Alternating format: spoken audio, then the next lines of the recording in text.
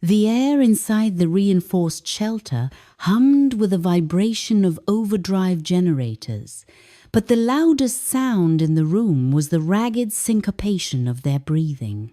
Jax leaned over the console, his forearms corded with tension, soldering a bypass into the alien circuitry. He was close enough that Lyra could feel the heat radiating from his skin, a stark contrast to the cool, methodical stasis of her own people. She reached out, her fingers trembling slightly, and covered his hand. The motion stopped him cold. He turned, and for a moment, the screaming proximity of the Kerrick's war fleet orbiting above ceased to exist. There was only the gold of her eyes meeting the steel of his. It was a look that stripped away rank and species, leaving only two souls binding themselves to a single, impossible fate. His thumb brushed the back of her hand, a rough, electric friction that sent a jolt straight to her core. "They will fire," she whispered, the certainty of her logic warring with the hope he had ignited.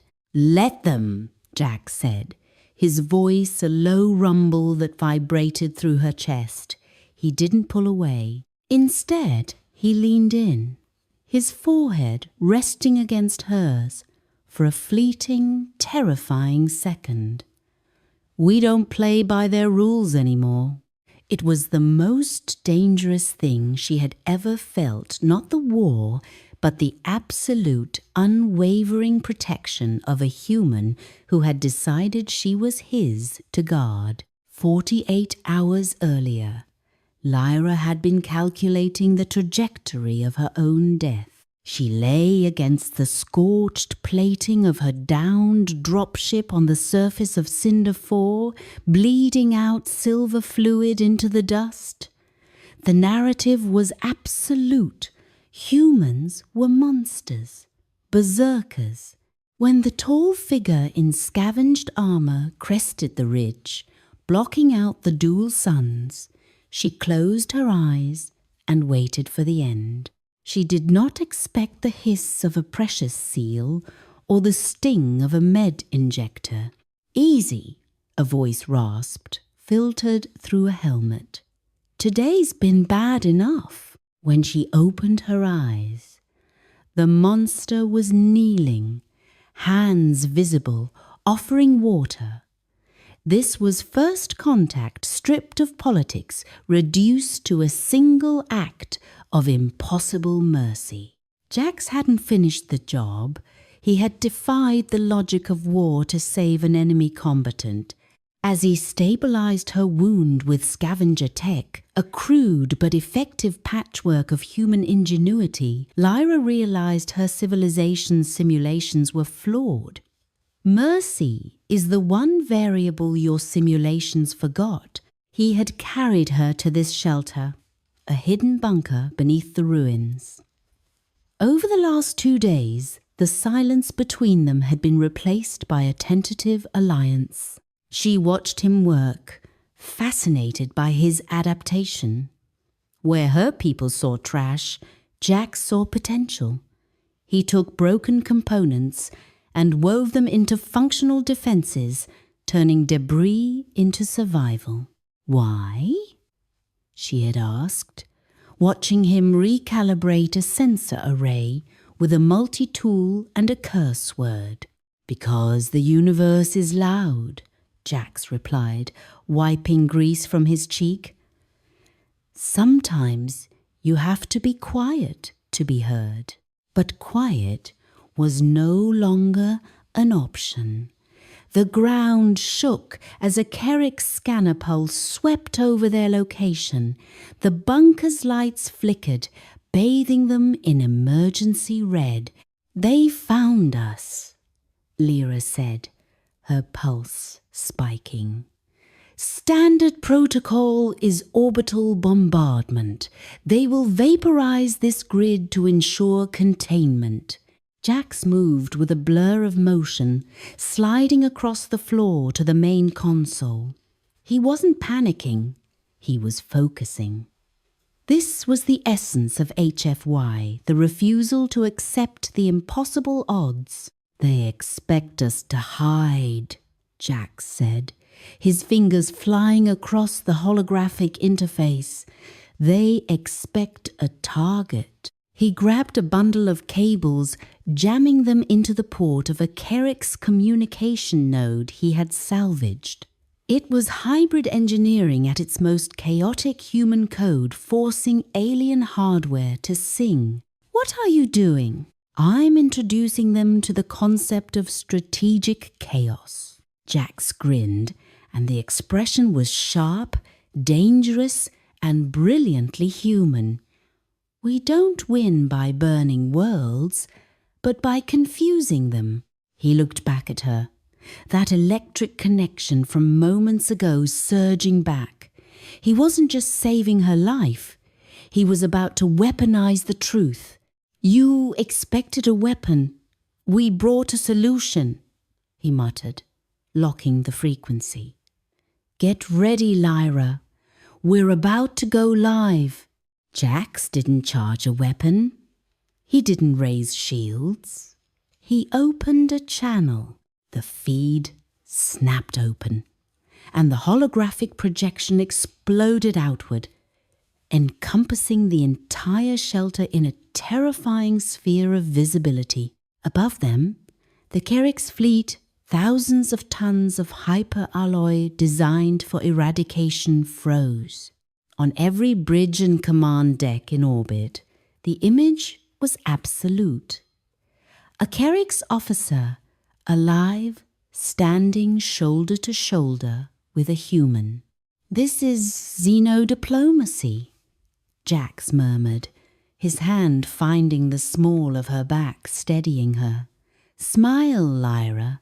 You're making history." She didn't smile, but she didn't flinch. She stared into the camera, her voice cutting through the static with regal authority. "I am Lyra. I am under the protection of this human. Stand down." The silence that followed was heavy, pressurized. It was diplomatic leverage in its purest form, a shield made of light and truth. But peace is a fragile construct. A warning siren screamed, shattering the moment. "Proxy signature!" Lyra shouted, reading the sudden spike on the console. "Mercenaries on the flank. They aren't answering the Council's hold order." A beam of concentrated plasma tore through the atmosphere, a blinding lance of violet energy aimed directly at their coordinates. The air in the shelter ionized instantly, the taste of ozone sharp and metallic on their tongues. "They missed the memo," Jax said through gritted teeth. He didn't cower. He slammed a lever forward, activating the array he had spent the last 2 days building. "Jax, the shielding is too thin!" Lyra cried out, her hand gripping his arm, nails digging into the flight suit. "We aren't blocking it," he shouted over the rising roar of the capacitors.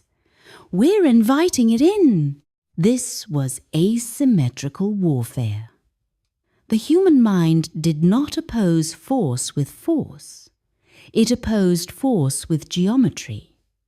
The scavenger array outside bloomed with a magnetic distortion field. As the mercenary plasma beams slammed toward them, it didn't impact. It bent. Like water hitting a curved spoon, the lethal energy slid around the shelter, captured by the hybrid engineering of the array. With a savage twist of the controls, Jax redirected the flow. The beam arched back into the sky, faster than it had arrived. It didn't strike the mercenary ship's hull. It struck their engine nacelles. A brilliant, Silent flash illuminated the upper atmosphere. The mercenary ship drifted, power dead, weapons offline, floating harmlessly in the void. Target disabled. Jax exhaled, the adrenaline leaving him shaking. Non-lethal defense. We didn't kill a single soul. Inside the shelter, the hum of the machine died down.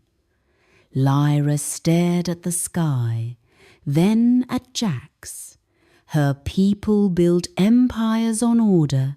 He had just saved them with pure improvisation. You spared them, she breathed, the realization hitting her harder than the fear. You could have destroyed them. Dead men don't learn lessons, Jax said, turning to her. The distance between them vanished. The danger had passed, leaving only the magnetic, undeniable pull of two survivors. The console chirped. A new signal, high priority, the Kerrick's High Council. Status reclassified. Lyra read the scrolling text, her voice trembling with emotion. Humanity, indispensable partner. Jax didn't look at the screen. He was looking at her. The war was over, but something far more complex was beginning. He reached out, cupping her face, his thumb tracing the bioluminescent markings on her cheek. I told you, he whispered, his forehead resting against hers, the heat of the moment fusing them together. We don't win by burning worlds. Lyra closed the gap, her lips brushing his. No, she answered, the logic of her people finally yielding to the fire of his. You win by saving them.